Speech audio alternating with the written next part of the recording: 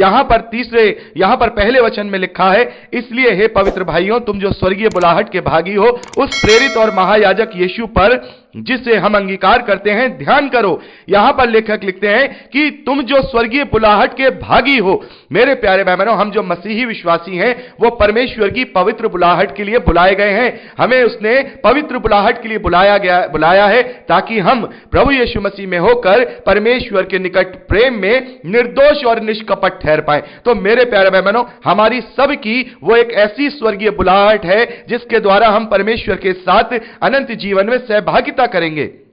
तो यहां पर लेखक कह रहे हैं कि तुम जो स्वर्गीय बुलाहट के भागी हो, उस प्रेरित और महायाजक यीशु पर जिसे हम अंगीकार करते हैं ध्यान करो। तो मेरे प्यारे भाई बहनों, यहां पर दो शब्द प्रभु यीशु मसीह के लिए लेखक ने लिखे हैं, प्रेरित और महायाजक। तो मेरे प्यारे भाई बहनों, वो स्वयं परमेश्वर का वचन है, वो स्वयं परम प्रधान पिता परमेश्वर की जो है पुत्र है। और यहां पर हम देखते हैं कि वो मनुष्य रूप में आया और मनुष्य रूप में रहकर उसने प्रेरित का काम किया, हमें उसने प्रेरित किया, परमेश्वर से हमारा संबंध उसने जोड़ा और महायाजक का काम किया। तो मेरे प्यारे भाई बहनों, प्रभु यीशु मसीह जो कि महायाजक भी है, प्रेरित भी है, भविष्यद्वक्ता भी है, नबी भी है, लेकिन इन सब में होकर वो फिर भी परमेश्वर का इकलौता पुत्र है।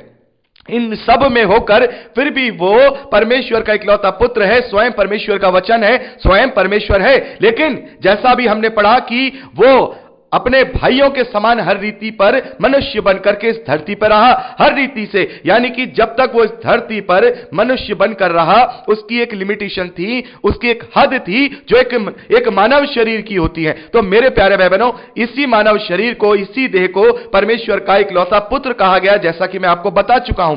तो यहां पर हम देखते हैं कि प्रभु यीशु मसीह प्रेरित भी है, प्रभु यीशु मसीह नबी भी है, प्रभु यीशु मसीह महायाजक भी है, प्रभु यीशु मसीह स्वयं निष्कलंक मेमने के समान बलिदान भी है। तो यहां पर इस पत्री में बहुत अच्छी तरह से प्रभु यीशु मसीह की महिमा को बताया गया है, उसकी उपमा को बताया गया है कि परम प्रधान परमेश्वर का इकलौता पुत्र होने के बावजूद भी वो इस धरती पर मानव रूप में आया और उसकी एक लिमिटेशन थी, यानी कि प्रभु यीशु मसीह 100% अपने आप में मनुष्य भी था और 100% अपने आप में वो परमेश्वर भी था, क्योंकि वो जो देह है वो मनुष्य की है और उसके अंदर जो उसकी पर्सनैलिटी है वो परमेश्वर का वचन यानी स्वयं परमेश्वर का है। तो मेरे प्यारे भाई बहनों, यहां पर हम देखते हैं कि यहां तीसरे वचन में, क्योंकि यीशु मूसा से इतना बढ़कर महिमा के योग्य समझा गया है जितना कि घर का बनाने वाला घर से बढ़कर आदर रखता है।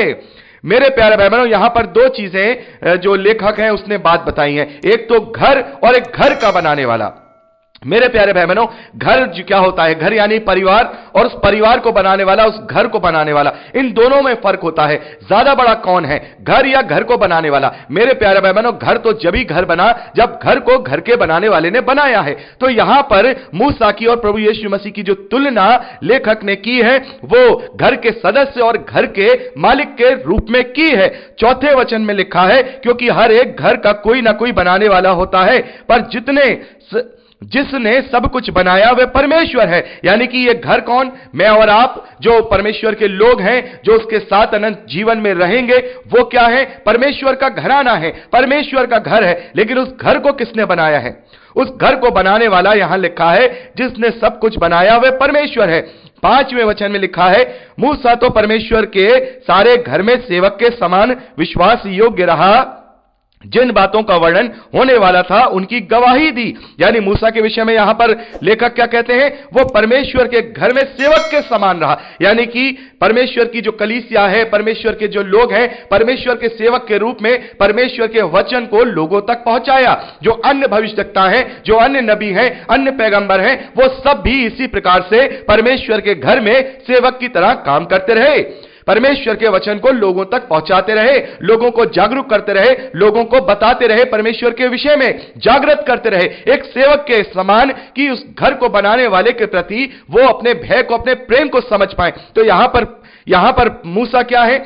घर में एक परमेश्वर के सेवक हैं, और घर को बनाने वाला कौन है? घर को बनाने वाला परमेश्वर है। तो यहां पर 6ठे वचन में लिखा है, परंतु मसीह पुत्र के समान परमेश्वर के घर का अधिकारी है, और उसका घर हम हैं, यदि साहस पर और अपनी आशा के घमंड पर अंत तक दृढ़ता से स्थिर रहे। मेरे प्यारे भाई बहनों, यहां पर हम क्या देखते हैं?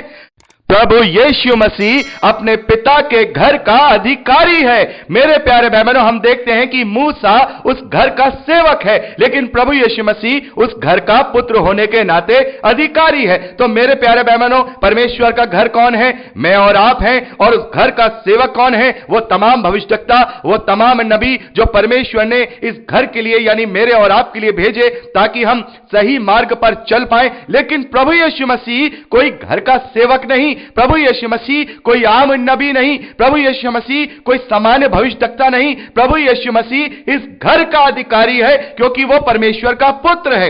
तो मेरे प्यारे भाई बहनों, जो लोग ये कहते हैं कि प्रभु यीशु मसीह केवल एक नबी है, वो एक सामान्य भविष्यवक्ता है, तो यहां पर वो ये देख ले, यहां साफ तौर पर लिखा है कि वो घर के अधिकारी हैं, वो घर के सेवक नहीं है। और यहां पर लिखा है उसका घर हम हैं, उसका घर हम हैं, परमेश्वर का घर हम हैं। यदि हम उसका घर कब है? हर एक कोई उसका घर नहीं है। मेरे प्यारे भाई बहनों, परमेश्वर का घराना केवल वो ही है जो उस पर विश्वास करता है। यहां पर लिखा है उसका घर हम हैं। यदि मैं और आप साहस पर, अपनी आशा के घमंड पर अंत तक दृढ़ता से स्थिर रहे, साहस पर, प्रभु यीशु मसीह पर विश्वास पर, उस अपनी दृढ़ता के साथ अंत तक उस आशा पे बने रहे जो आशा हमें अनंत जीवन की दी गई है, जो आशा हमें अनंत मिरास की दी गई है। तो मेरे प्यारे भाई बहनों, यदि हम अपनी अंतिम सांस तक धीरजवंत बने रहेंगे, उद्धार में बने रहेंगे, तो हम परमेश्वर के घर हैं, हम परमेश्वर के घर हैं और उसका अधिकारी